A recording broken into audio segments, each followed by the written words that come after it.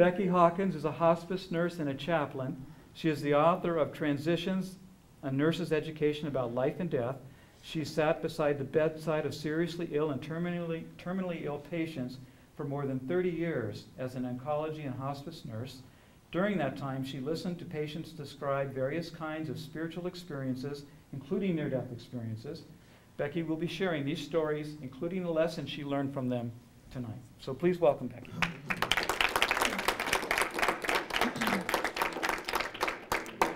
Thank you, David. I'm thrilled to be here.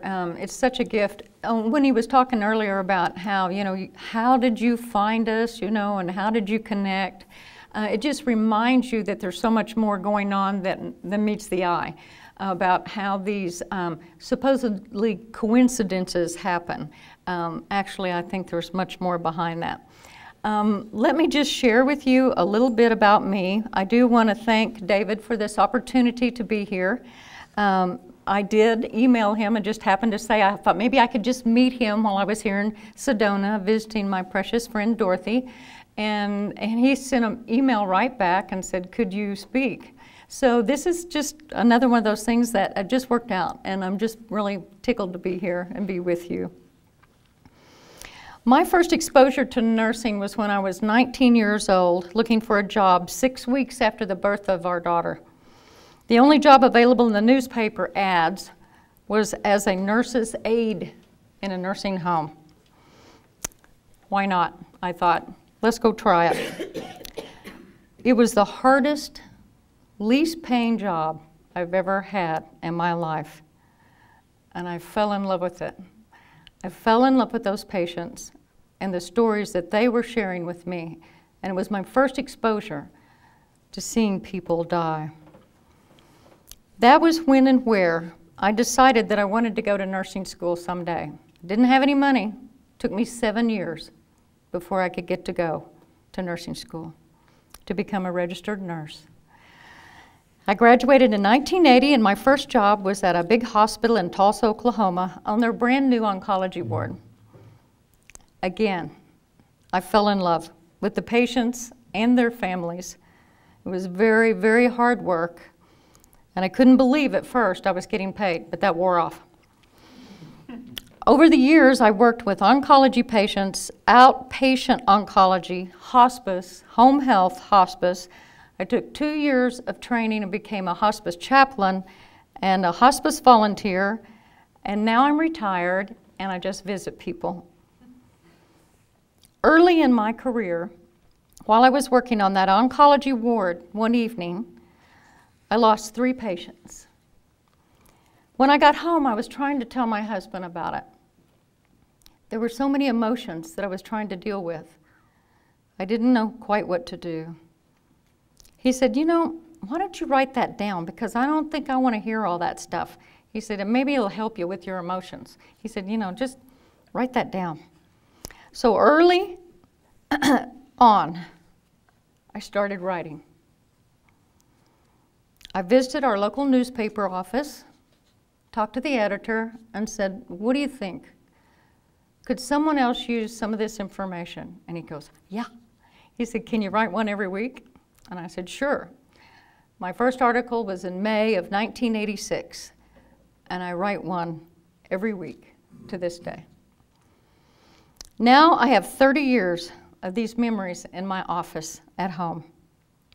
So I turned 60 last year, and my husband said, maybe you ought to write a book before you forget how to do that. He's always good for ideas. And I said, well, I don't know how a person could go to a Tom Bird seminar and write a book in 5 days. And he said, you're not going to know till you go and find out.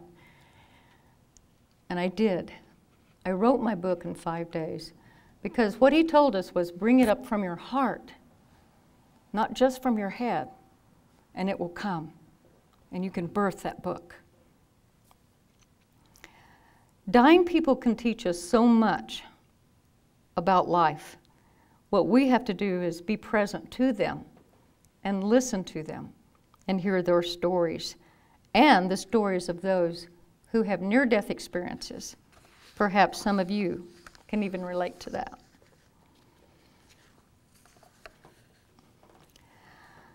I was fascinated with the near-death experience stories of those first books that David was talking about when they were coming out, by Dr. Raymond Moody, Dan M. Brinkley, Betty Eady, and I can remember reading them without stopping. I could not put it down. I wanted to keep reading and hear more and more. Why? These stories and those books gave me new hope, an added hope to my faith, because I had been at so many bedsides where sometimes some of these people did not have hope and were very, very frightened about the thought of dying. Where was I escorting them to? Because I have shared with many people that I feel like a midwife to the other side. I'm not pushing, I'm not forcing, but being present to them in that process. And I count it a huge honor, because it's the holiest ground I've ever stood on, being with these people. And just like David mentioned earlier too, they come from all backgrounds, all faiths. Some were Amish, some were Catholic, some were agnostic, some were Baptist, and as I say in my book, where was I helping them go to? Really. When working with those in the nursing home in 1971, I was 19, uneducated, inexperienced, and horrified each time I lost a patient, and would cry. They would find me in the mop closet. Becki, you can come out now. And I got to the point, though, that I didn't run from death anymore, but I ran toward it. When I was working in a psychiatric ward as a nurse's student 7 years later, I took care of a gentleman one day who was diagnosed as manic depressive back then. He had lung cancer, and he was scheduled to have surgery the next day to see if they could remove some of the tumors. He was wild. He was so funny. He looked like Willie Nelson. He had long hair, pulled back, thin, rough, tough looking, and ranting and raving and running up and down the hallway screaming, "Praise God, glory be to God, I'm going to heaven tomorrow. Give Oral Roberts all your money." And just back and forth. He was just all over the place, just carrying on. And they said, "We want you to go trim his toenails." I said, "What?" "I don't even know if I can catch his toes." They said, "Well, we want you to go in there because he needs to have that done before he goes to surgery." I said, "You know, I'm getting ready to graduate from nursing school. You want me to go trim somebody's toenails?" And they said, "Yeah, we do." Well, you learn a lot when you learn to be humble. So I talked the little fella into calming down just a little bit, got him in the chair, got the stuff that I needed, sudged up his feet. He's still ranting and raving. He's still praising God and wanting everybody to give their money to Oral Roberts. And I'm soaping him up. You know, this was the old days, the long wards where the beds were lined up. VA hospital. Different ones, different diagnosis. I'm taking care of him, and in walks one of his buddies who is a paranoid schizophrenic. And my patient says to him, "Hey, where you been? What have you been doing? What are you going? What's going on? What's happening?" They don't want you to ask them that stuff. And so he walks over to my patient, hits him right between the eyes, right here. It wasn't funny, but at the time, blood is going everywhere. I got under the first bed I could find, and I started screaming, "Help!" You know, for the orderlies to come and get me and come and rescue me, because I thought, you know, I'm going to die here trying to trim somebody's toenails. This isn't pretty. This isn't what I was planning on. Well, my little patient is screaming too. He's carrying on, you know, and just screaming for help. And the orderlies come in and they get the poor little confused guy and take him off. And my patient's sitting there, and he goes, "Well, thanks be to God. The little nurse was screaming and saved my life. Glory be to God. Give all your money to Oral Roberts." So my supervisor walks in and she goes, "Becki, you can come out now." So I crawled out from under the bed and sat with my patient and visited with him some more. When I got back to the hospital room where we were having our little nurses meeting, my supervisor said to me, "Did you learn anything today?" And I said, "Yes, ma'am, I did." She said, "Okay." I said, "Can I go early tomorrow morning and pray with him before he has surgery? I think he's kind of into prayer." And she said, "Yes, get permission and you can go." So I went, and he'd had his medication, and he was calmed down a little bit. And I said a prayer with him and went to do my work and came back after his surgery to go to ICU and check on him. I couldn't find him. And so I went to the nurse's desk and I told them who I was looking for, and they said, "Sweetheart, he died in surgery." He wasn't crazy. He knew what he was hearing.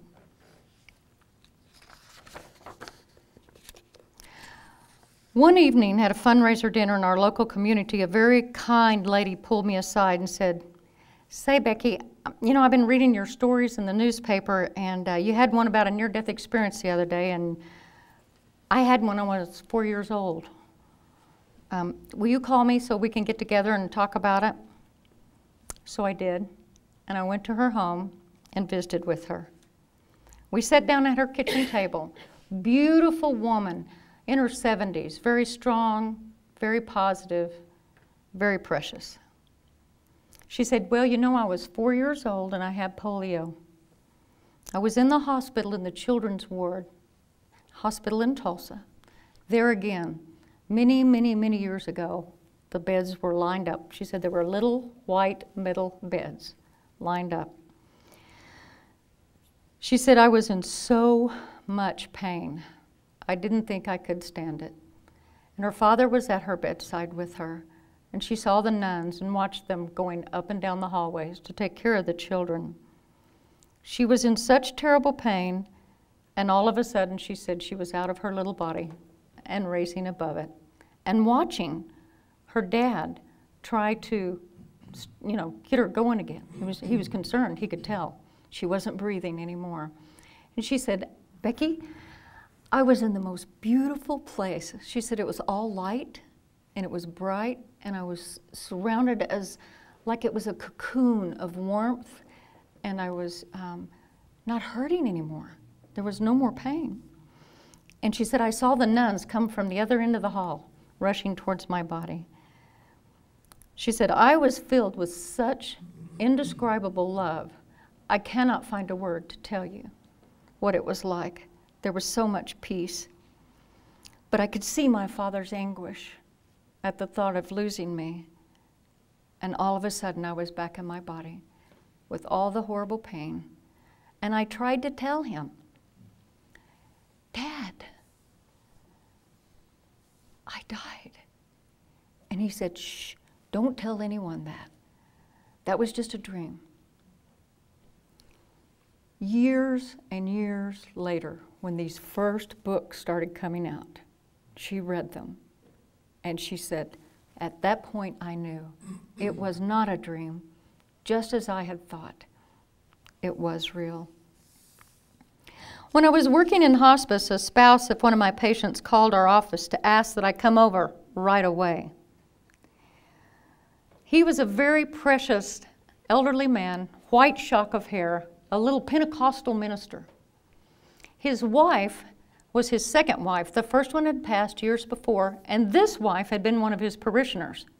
And she felt like it was improper to call him by his name, first name. So she called him Brother Talbert. So Brother Talbert was sitting in a blue recliner, and he was bluer than his recliner when I got there. She did not do well with this whole scenario. Her safety net was pulling her apron up and running to the kitchen, and that's exactly what she did. She ran back in there. He said, "She'll be okay." But he said, "Can you get me to my bed?" And I said, "Yes." And I literally picked the little fella up, and I carried him to his bed, hospital bed, that was there in the living room by a big picture window, and outside of that was what he liked to look at. His parsonage, there's, you know, the church, and then the tree that was about, 200 or 300 years old out there. He loved those things very much. So I straddled him. I got in behind him, and I had him sitting straight up. He was agonal, and his breathing was very labored and very short. He could not get air. So he felt better if I held him up very straight. And I had my fingertips on his shoulders. And he patted me. And he said, Becki, do you see them? And I said, no. But tell me what you're seeing, because I'd had too many people tell me. He said, sweetheart, the room is full of angels now. He said, they're all over. They're over here on this side, and they're over here on this side. He said, they're all over. He said, Annie, I have to go. I love you. I'll see you again. And he held up his right arm, and he said, my Lord. And he fell back against me on my chest. This man was on no pain medicine. It was his heart and his lungs that were damaged from chemo and radiation in the 70s, which was caustic, even more so than now. That's what he was dying from. Was he hallucinating? Not in my books. I believe that man. He gave me another new hope that made me understand how indeed holy that ground is when we are with those loved ones that are transitioning and that veil is parted.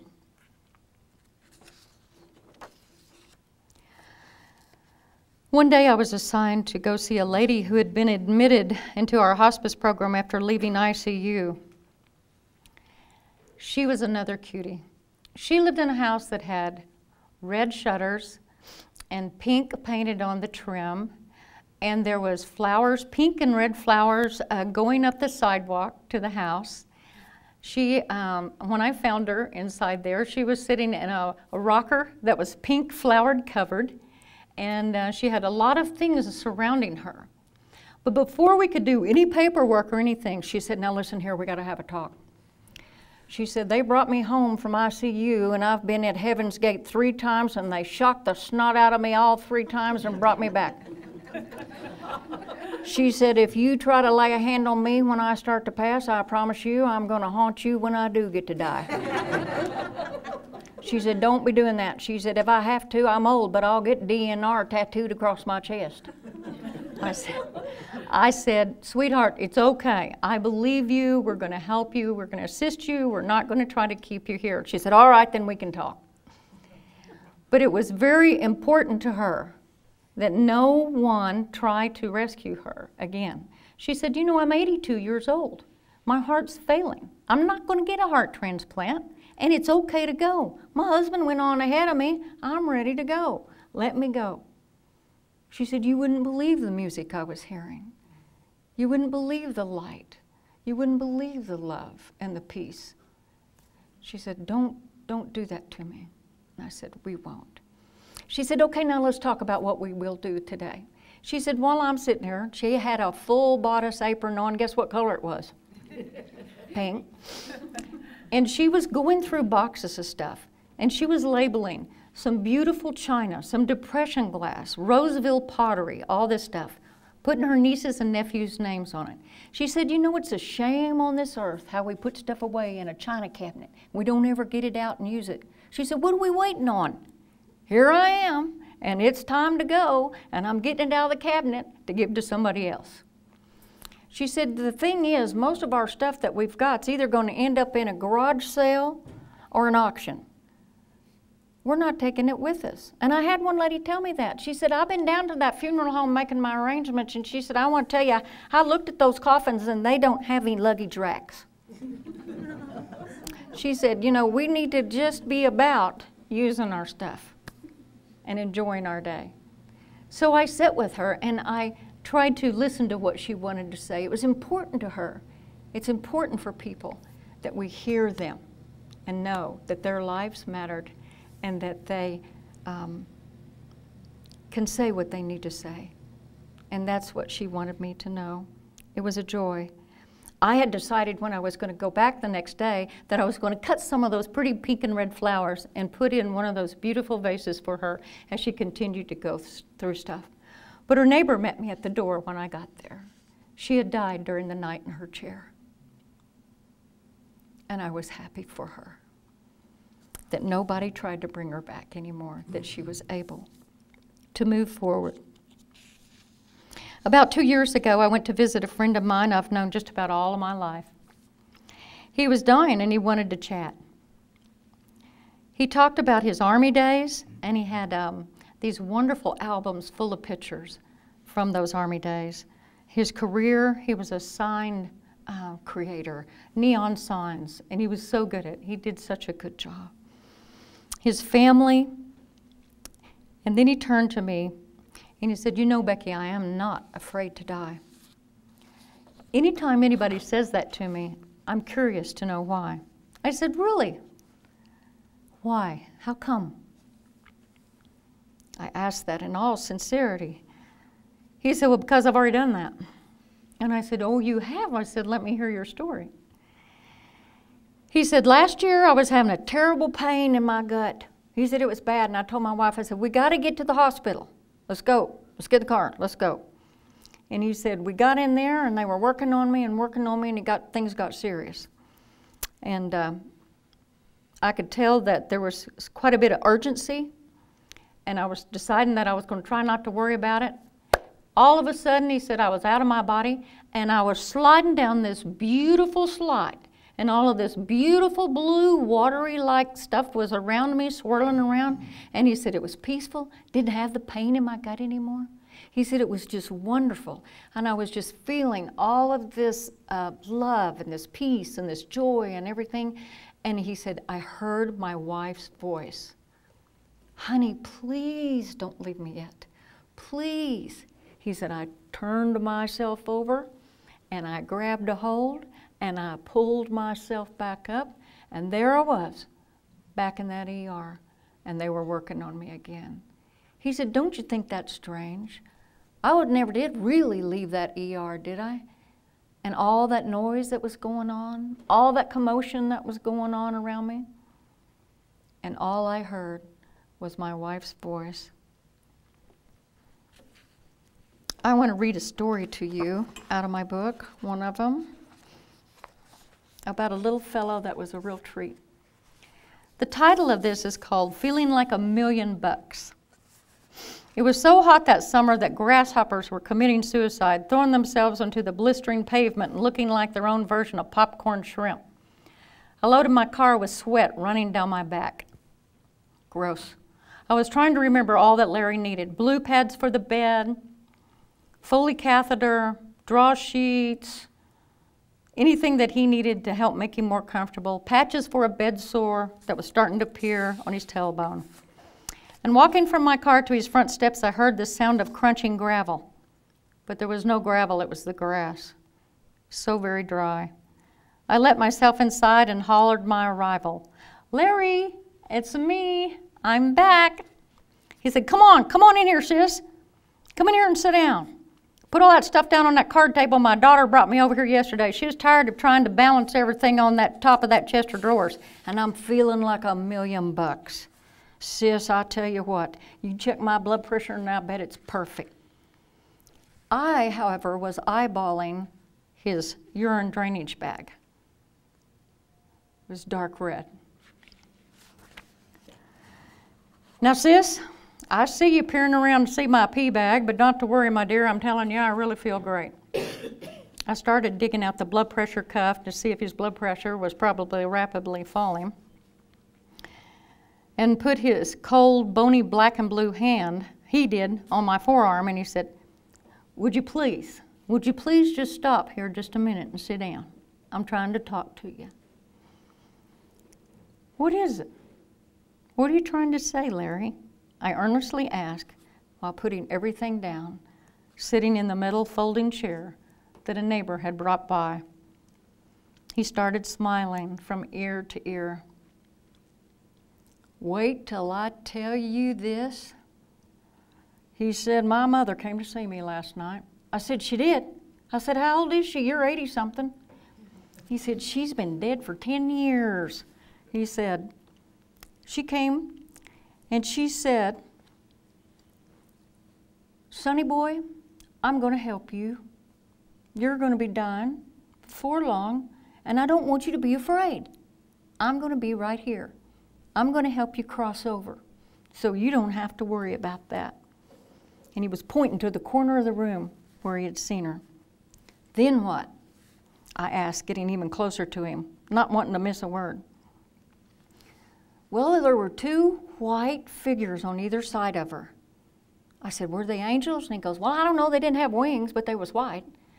He said, they were with her. They were nice looking, though. He was a mess.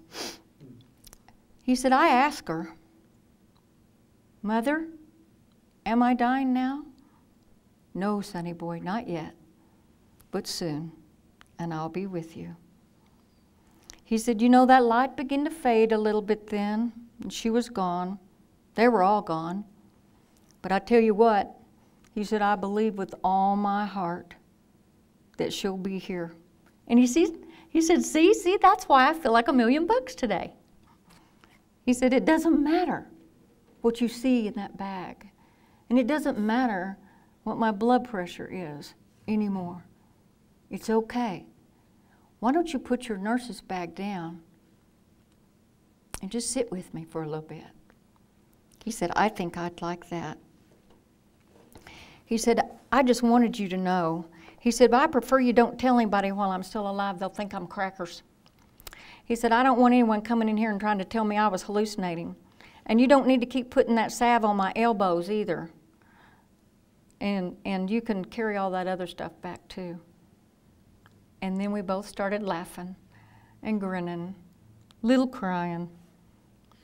And I called the next morning to get my assignments, and my supervisor told me, Larry passed away last night. And you can't tell me that his mother wasn't right there with him. Sometimes when I'm able, I try to go with my sweet husband on one of his continuing education trips. A little over a year ago, he had one in Albuquerque. I like Albuquerque. And I stationed myself in the restaurant of a hotel to watch people. My good friend Dorothy can tell you, I like to talk to strangers. It's a great pastime activity. About 1:30, after all the lunch crowd had dispersed, an elegant lady come through the door of the restaurant. She was dressed with complementary colors, looking all stylish and comfortable at the same time. Careful footing that she had with her cane that you could tell she was very familiar with. She eyed me out of the corner of her eye, and she said, come over here and sit with me. She said, I don't like to eat lunch by myself. Come sit with me. Well, you know me, I jumped up there so fast I could barely get myself together to go sit down there with her and visit with her a little while. You see, she had this voice that was kind of like Maya Angelou's. It was full and robust, and she just rolled these words around in her mouth. And I thought, you know, she's got a story in her. They were there for a nurse practitioner conference.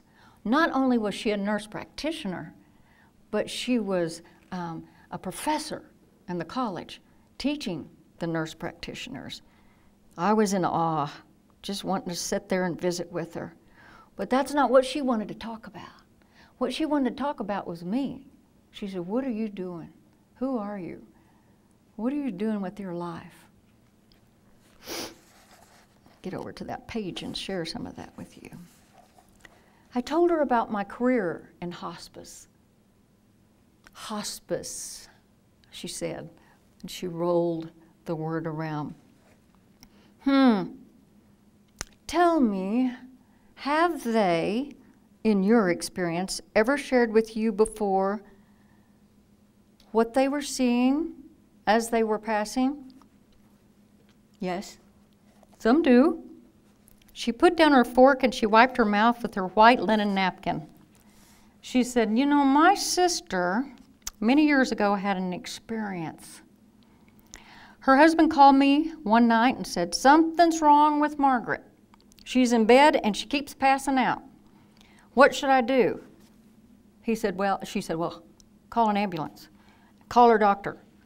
And I met her at the ER. And her husband said that the paramedics couldn't get the IV started in her arms, so they had to put it in her neck. And she said, I knew then there was some serious trouble going on. But in spite of nearly bleeding to death due to a ruptured tubal pregnancy, she survived. She said that with a look of, and you know what that means. It was weeks later when my sister and I were sitting at her kitchen table, and I asked her point blank, Margaret, I was wondering about your ambulance ride. Do you remember anything? She said, yes, and she smiled. What'd you see? She said. She leaned in and almost whispered as if she was telling a national security secret. Light. Such an amazing, warm, beautiful light. And I heard music like you've never heard on this earth. My new friend then sat up straight and she pointed her fork at me and she said, all this you see here right now, all around us, this is temporary. That's all it is. There's so much we can't even begin to conceive in our wildest imaginations. You know, we are just passing through here. Yes, ma'am. I know. I wanted to share with you some of my family's stories.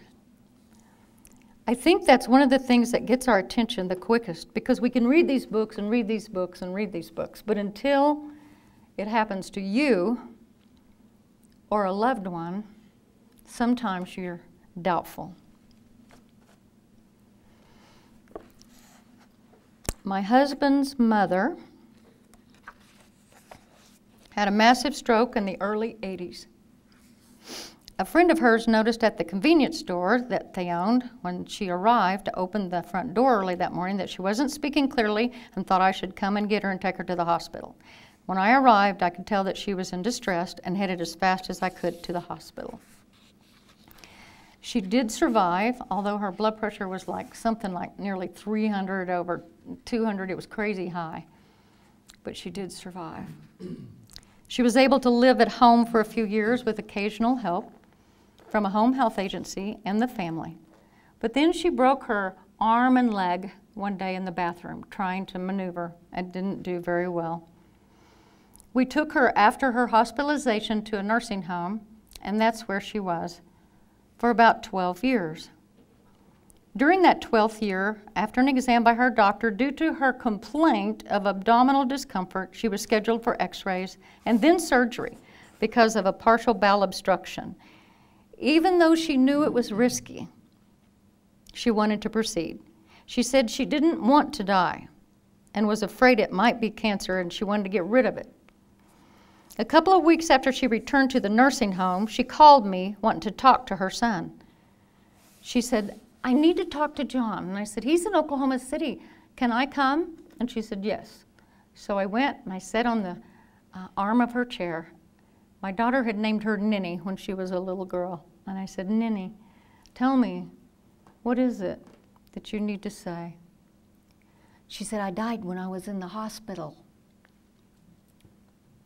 I said, you did? I said, what did you see? She said, well, I was in that surgery room, and all of a sudden I was up in the corner over here. And she said, I could hear them, and they were saying, we're losing her, we're losing her. And she said, I could see, she said, I didn't think they were losing me, I was right there. And she said, there was all these instruments, and they were all lined up. She said, I saw where all the instruments were. She named every one that was in that room. Small town, you know all the doctors and nurses. She knew everybody that was in there. And then she started really smiling, and I said, what else did you see? She said, I saw my family. She said, honey, I'm not afraid to die anymore. It's okay. 2 months later, we got a call that she was in respiratory distress. And we rushed to the hospital and into the emergency room. The nurse there said, we need to intubate her. She can't breathe good anymore. She raised up her hand and did like this and looked at me. Because I've been there forever, they know me well enough, and the doctor said, what do you want? I said, I want a private room and oxygen if we need it or want it, and I want the pain medicine if she needs it or wants it. I want the medication to help her not rattle so much if she needs it, and to be alone. And so we did. My husband and myself and his two sisters were there that night. The morning came and she was in a coma. And she slipped away quietly, peacefully, with a smile on her face. What a gift that she was given with that near-death experience just 2 months before. Because from the time she'd had that stroke, 12 years, she was horrified of death. She wasn't afraid anymore.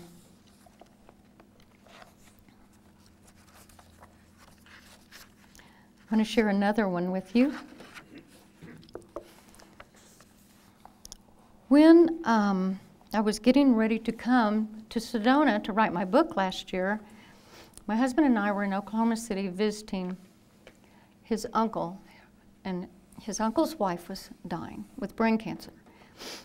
And the family welcomed us in, but then quietly and quickly ushered me to the side, and they said, "We know how you are. Don't be talking to her about anything religious." And I said, "I won't, I promise. I'll just visit with her." When we got in there, she recognized us and was able to say a few words, but you could tell, you know, the cancer was advanced. They told me that she was terrified. She was afraid that she hadn't been good enough to make it. So I leaned down, I broke my promise, and I whispered to her. And I said, "Do not be afraid, because your angels are going to be with you at that time. Perhaps even some loved ones will come. You will not die alone. You're just going to transition. It's okay. You're more than good enough. It's all right." On the way out here, I received the phone call. I drive out here, that she had passed. I always visit this lovely friend of mine here in Sedona. Her name's Neerup. She is a medium, psychic person, and we just visit. And so I went in to see her one day while I was here.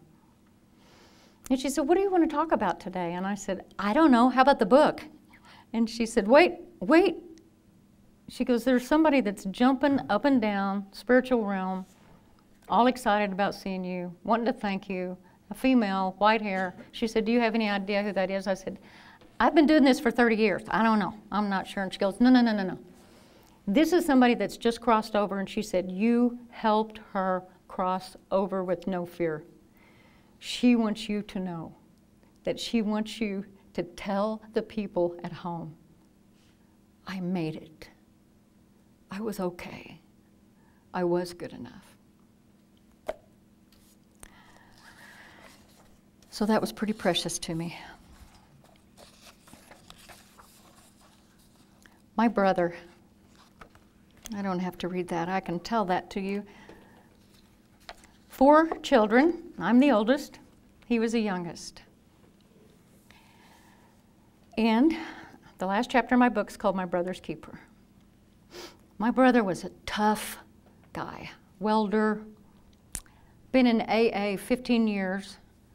He'd been around, been nearly beat to death 2 or 3 times, been wrecked 2 Harley Davidsons, 3 vehicles, pulled out of the back glass of a car that was burning one time, hit a telephone pole that came and just nearly missed him one time. I just lived a wild life.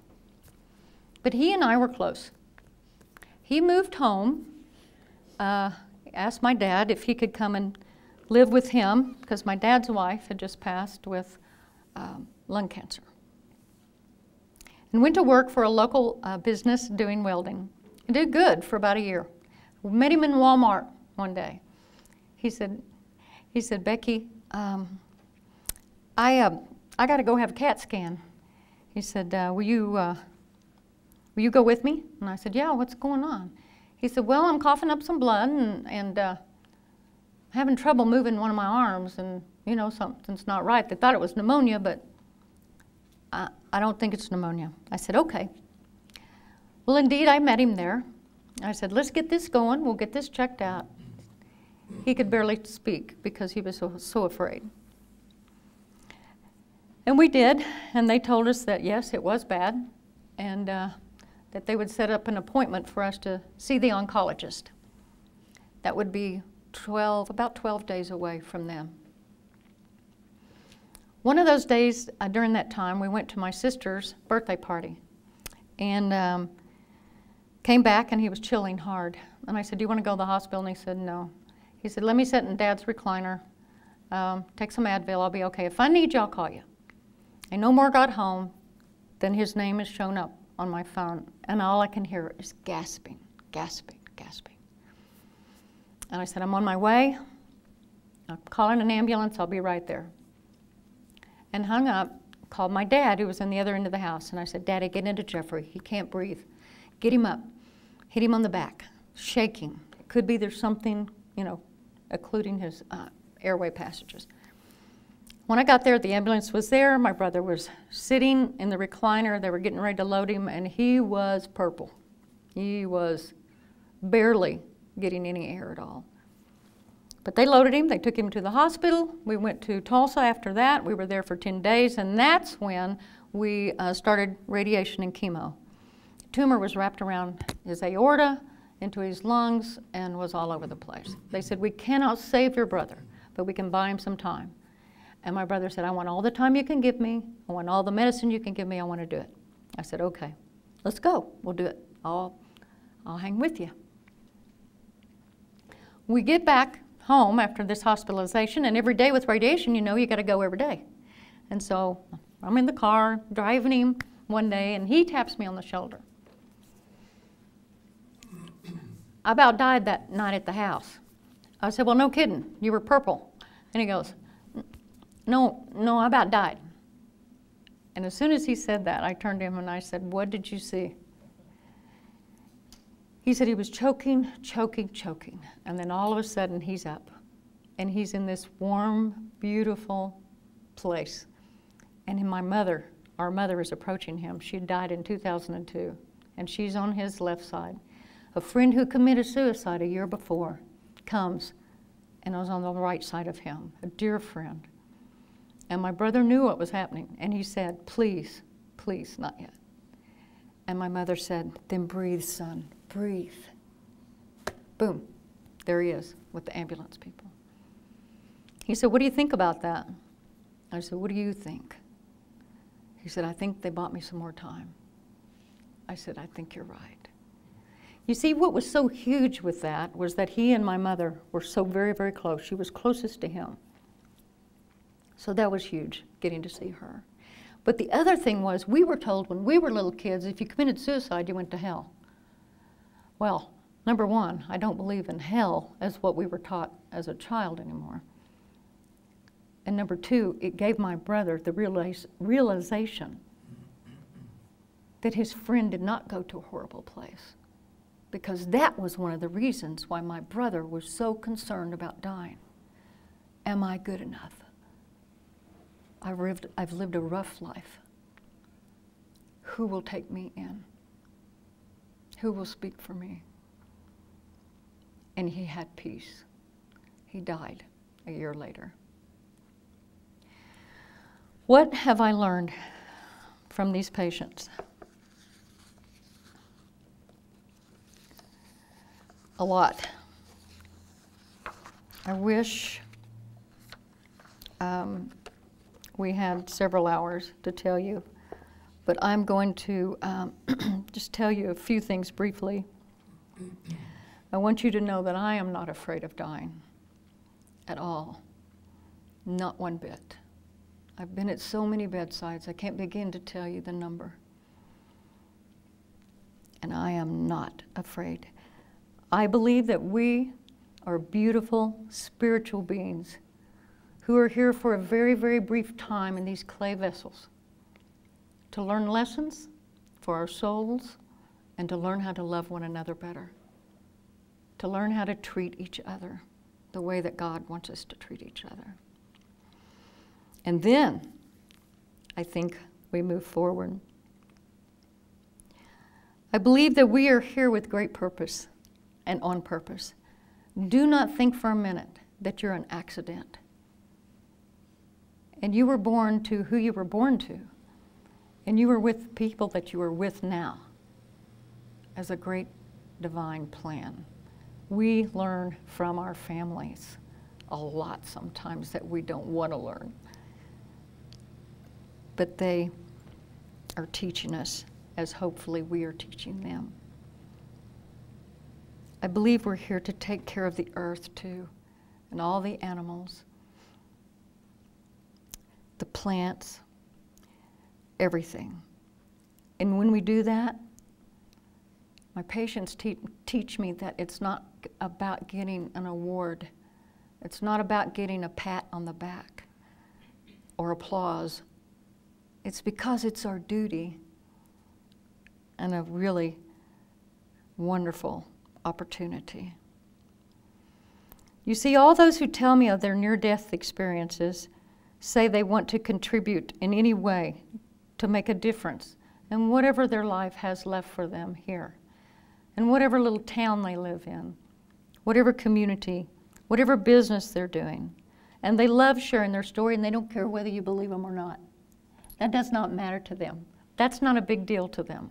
It doesn't matter, because they're safe in their stories. They love their stories, and it's all good for them.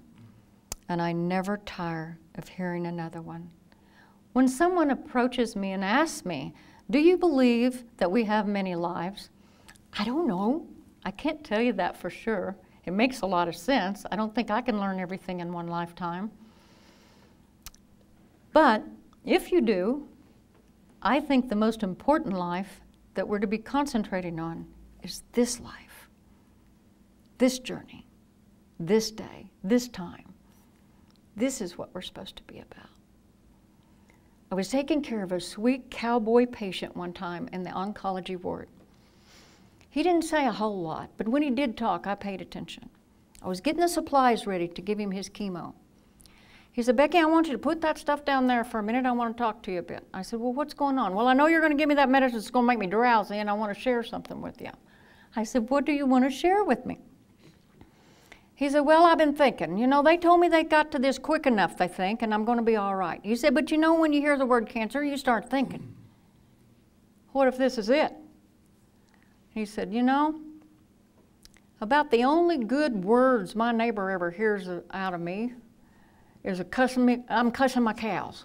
You know, I'm doing something that I shouldn't be doing. That's about all he hears out of me. My wife, God bless her soul, I'm no help to her. I don't help her in that kitchen, and she does stuff all the time. And my poor little kids, they're good little kids, but all they hear out of me is, did you help your mother get that feed out of the trunk of the car? Did you do your homework? Did you close that gate so those steers don't get out? You know, I don't ever say much nice to them at all. And he said, every time I see my mother-in-law pull up in the driveway, I hightail it to that back bedroom as fast as I can and shut that door. He said, she's not a bad sort, but I don't want to visit with her.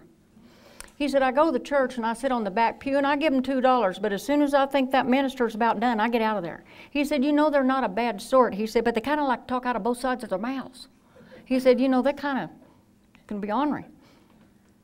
I said, well, I can't imagine that, you know, that you've done anything wrong. He said, well, of course you're not going to say anything, and I'm not going to say anything to you. He said, you guys got the needles. He said, but here's the deal. I went to a service the other day, and he said, Becky, there was standing room only for this fella. He said he had a dairy farm out west of town. He said he was always doing something for somebody. Everybody in the community knew how he stood about with his family and his work and his church and everything. He was always doing for somebody else. And he told his kids before he died, don't let anybody stand and brag on me, because I think that crosses out anything I've done good. Just preach about love. Don't be preaching about me. He said, you know, that minister couldn't even hardly find time to get up there and talk because everybody lined up because they wanted to testify what this man had done for them. He was giving them corn out of his garden, giving them milk or cream or eggs, or he was stopping alongside the road to help somebody with a flat. He said, I just sat there on that back pew and I thought, who would stand up for me? He said, that man was making some of the finest golden footprints I've ever imagined on this face of the earth. He said, it's made me rethink this whole process, and I think I'm going to go visit my neighbor, and I'm going to go tell him how much it meant to me. He chopped the ice on my pond this last winter when I was so weak from all the chemo and radiation, I couldn't swing an axe. And he never said anything about it. He just did it. I'm going to tell my kids how much I appreciate them. He said, they're good kids.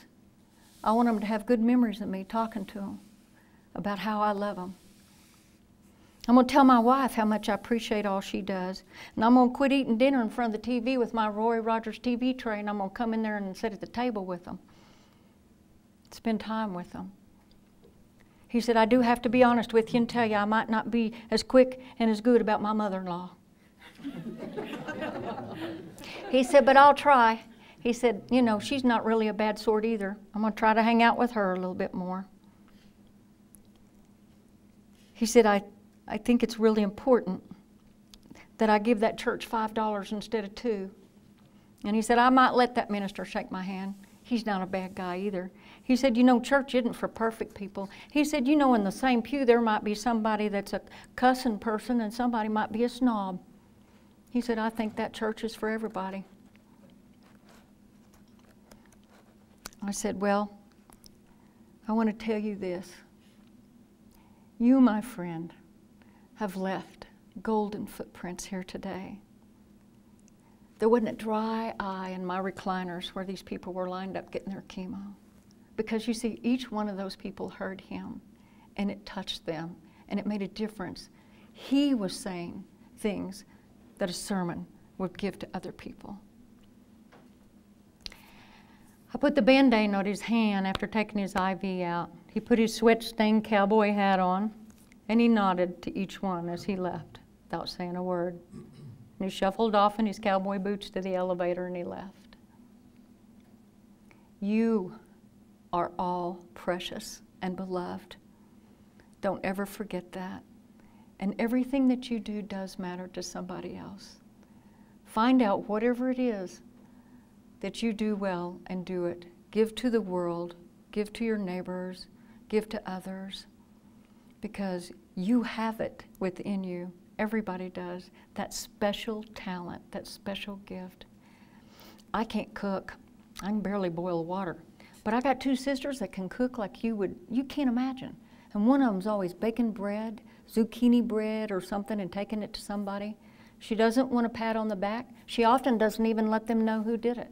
She's always doing something for somebody else. And the other sister too, same way. Friends that I know that spend all of their time rescuing animals, doing something for some little animal that somebody's dropped off the side of the road. And other people doing other, I love it when people are into recycling. You know, I loved it when I come in here to this church tonight and saw the containers back there. People that care about the earth. People that are brilliant, they can help little kids in school because maybe somebody at home is too tired, too depressed to read to them. Our children need us. Our elderly need us. There's only a few people that are brave enough to go into a nursing home and sit with someone and just be present to them. I don't know what your gift is, but I know that you've got one. This is what I would share with you. Be you. What I want to share with people in this book. Don't be afraid to be your authentic self. I'm pretty goofy and people like me pretty well. Just be yourself. And then don't be afraid when it's time to transition, because that's all you're doing. You're just moving from one area to another. And it's a very, very beautiful, holy time. Now, questions, answers. Anybody want to remark on anything? Yes. I can't hear very well, so speak up. My name is China. I also work in the hospice, and I'm very privileged I have a chance to sit with a lot of patients. Yes. So by listening to what you say, I'm also teaching classes of deaf and dying also. Yes. In the Yavapai College right now. Good. So it's really inspiring because I'm also doing research on this topic. But I don't know how can I convey that security, like, to comfort them. They're dying. I think the very most important thing that we do at the bedside, what I've learned from many years of this, is just being present to them and asking them, tell me what you're afraid of. Because some people are afraid that they're not good enough, and then you want to. A good hospice team has a chaplain, has a social worker, has volunteers, has all kinds of people. And a good hospice team should be able to come in and help, work together. Because, you know, what are their fears? Are they afraid of Going to hell? Because some people are afraid of that. Are they afraid that you're not going to be able to alleviate their suffering? You know, there's no reason for anybody to have pain that's not addressed. None. There's plenty of medicine. Don't let any loved one that any of you all have go through that. It's a shame, a tragedy that anyone should go through that. So I find out what they're afraid of, and I gently address it if they are willing to share with me, to try to help them work through that hospice team, to find out what are you afraid of, and then comfort them. Sometimes the most important thing is for them to know that their life has mattered and that they will not be alone, that somebody will be with them. Yeah, and then most of them have dementias. Yes. Only yes. that I can do just there and hold their hands. Yes, because this is another thing that's very, very important. You see, your spirit hears. You can get this from this book, you know, like Anita Marjani's, where she was in a coma and her organs were failing. I mean, she was going fast. She saw her brother get on a plane in India, saw him get on the plane to head her way, heard the doctors that were out in the hallway, that were, it was the doorway divided where no one could have heard. She knew everything that they had said. And what I always tell my families is hearing is the last sense to go. When the people are, you know, in a deep coma and you think, what am I going to say now? It's too late. No, it's not. Even if they have just passed and someone says to you, I'm so sorry, they're gone, they're probably still hanging out there waiting on you. The spirit stays for a while. But these people with dementia, what I would say is keep talking to them because the real them hears you and can convey that message to that person in a place where we can't even see or understand. So I tell people that, Mother, I love you. I'm here for you. I will stay with you. Let me share a story with you about what you did for me when I was 6 years old. I'll never forget that. Thank you. Those are the types of things I try to tell people to do and share. Please, what else? Well, someone else can ask. No, Becki, repeat the questions if you can. Pardon me? Repeat the questions. Okay, I'm so sorry. She was thank you. She was asking about how to comfort some of these people as they're passing and they're, you know, troubled, fearful, or whatever. And this is what I would encourage anybody to do, what I was talking about. Anything else? Well, I have a lot of questions. Well, since now you know the whole thing about near-death experience and you're not afraid of death, how would you see would change our medical decision to the end of life care? How would I see what? How would you see the whole medical decision at the end of life care? I mean, since that you have this knowledge about not to be afraid of dying. I'm asked a lot of questions along that line. She was asking like how this would change end of life care. There's a lot to be said because people ask me, do I believe in euthanasia?